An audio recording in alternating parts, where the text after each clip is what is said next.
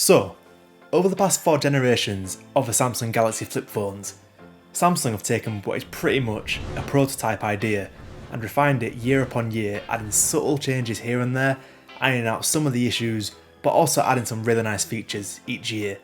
But I feel like this year we're getting one step closer to the perfect flip phone, but we're not quite there yet. It's close, but we're not quite there yet. So here is my review on the Galaxy Z Flip 5. But before we get into it, if you enjoy the content, do me a favour, leave a like on the video and subscribe to the channel. 99% of you watching today's video are not subscribed, so do me a favour, hit that subscribe button, and without further ado, roll the intro.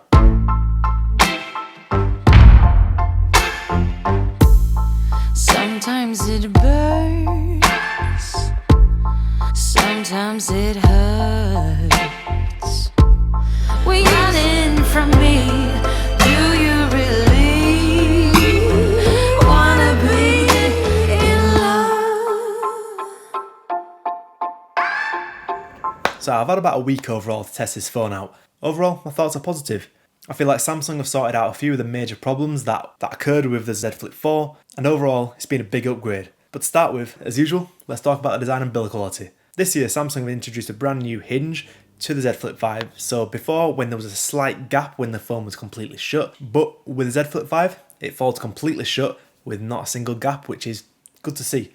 Yet again, one of those features that just polishes this phone off a little bit, takes that one step further away from the prototype design that we started off with the Z Flip. Now, one issue I have encountered with the Z Flip 5 is the volume button and the power button, more specifically the positioning of them. When the phone is shut, it's fine because your volume button and the power button are in a convenient place. But when the phone is open, you've got the power button and the volume button on the top half of the phone, which is really inconvenient, especially as the screen is much taller as well. I'll be honest, I've got big hands and it's really hard to reach the volume and the power buttons on this phone. If I was in Samsung's position, what I would have done is I'd have put the power button on the bottom half of the phone and the volume button on the top half. So although it might be a bit more inconvenient when the phone is shut and pressing those buttons on the cover screen, when the phone is open, they're a bit easy to reach as well. One of the most noticeable changes as well with the Z Flip 5 is the brand new 3.4 inch AMOLED cover screen. This completely transforms the use of the Z Flip 5. So before you could only use a tiny little screen to view notifications, read the time, see battery life, that kind of thing.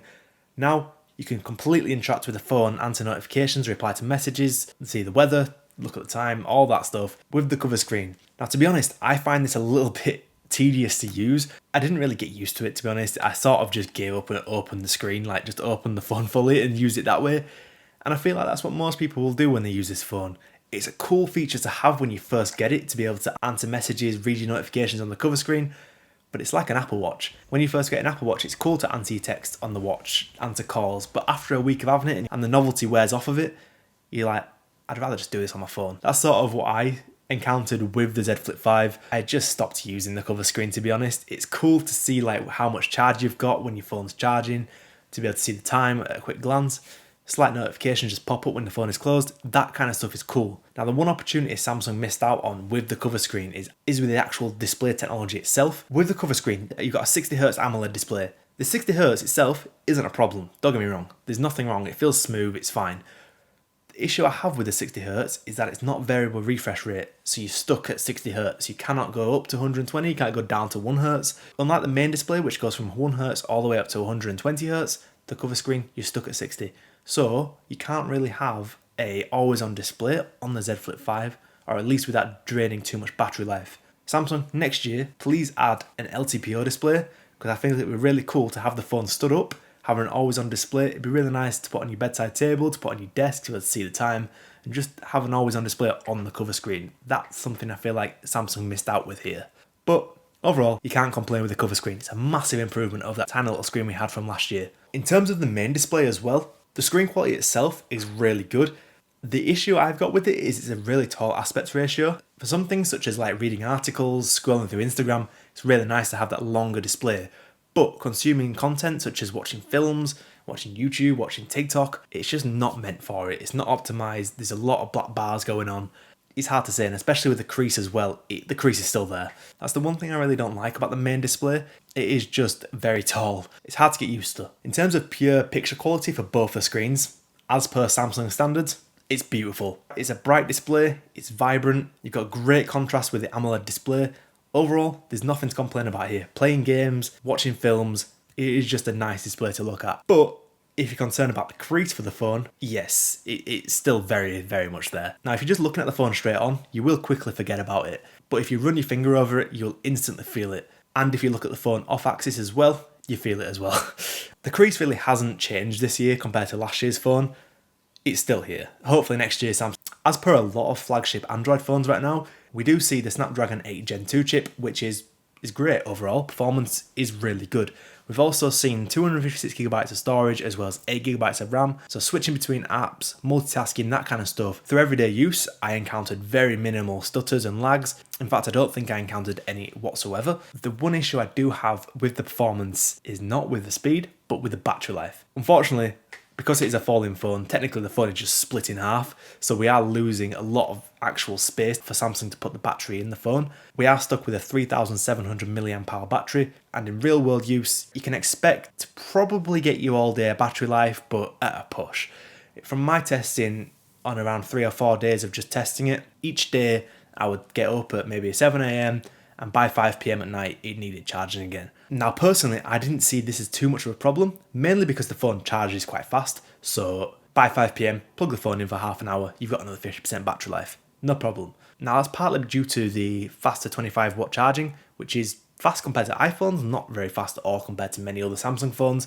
That is quite fast for the 3700 mAh battery, which charges up quite fast. So overall, battery life is on the edge of acceptable. I wouldn't say it's great by any means, but it's not atrocious. Moving on to the Z Flip 5's cameras, overall, decent. Now, nothing here is too spectacular in terms of the hardware of the cameras.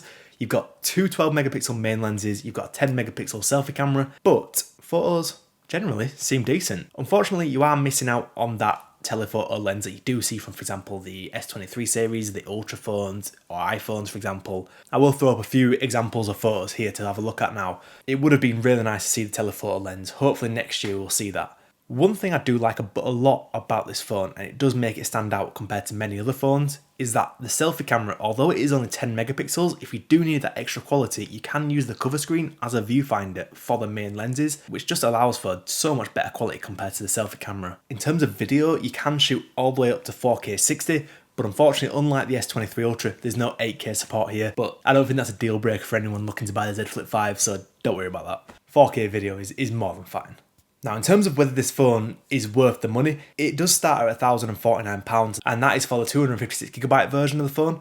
Now, to put it into context, this is £50 more expensive than the iPhone 15 Pro base model. To put it simply, if you don't care too much about the flipping features, just give this phone a miss. Don't get me wrong, it's a beautiful phone. There's nothing wrong with the phone. It's a great phone, but at the price, you can get a much better alternative Android phone or an iPhone 15 Pro for the same price with better cameras, better battery life. If you do want that flipping aspect of the phone, then you're going to have to pay the money for it.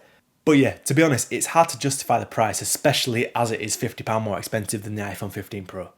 But overall, I think this phone is great. It's a big improvement from last year's Z Flip 4 with the new hinge, the new cover display. Overall, it's a big upgrade. But hopefully next year, Samsung can add a few more features such as the LTPO display for the cover screen, as well as improving those cameras a little bit, and hopefully ironing that crease out a little bit more. But overall, the phone's great. But like I said though, unless you're sold on that flipping aspect, I would give this phone a miss. I don't think you need to buy it, but if you're in the middle and you don't really care about whether your phone flips or not, you'll be able to get a better phone elsewhere for your money. But on that note, hope you enjoyed today's review. If you enjoyed the video, leave a like and subscribe. Let me know down below as well what you think about the Z Flip 5. But on that note, I will see you next time. Goodbye.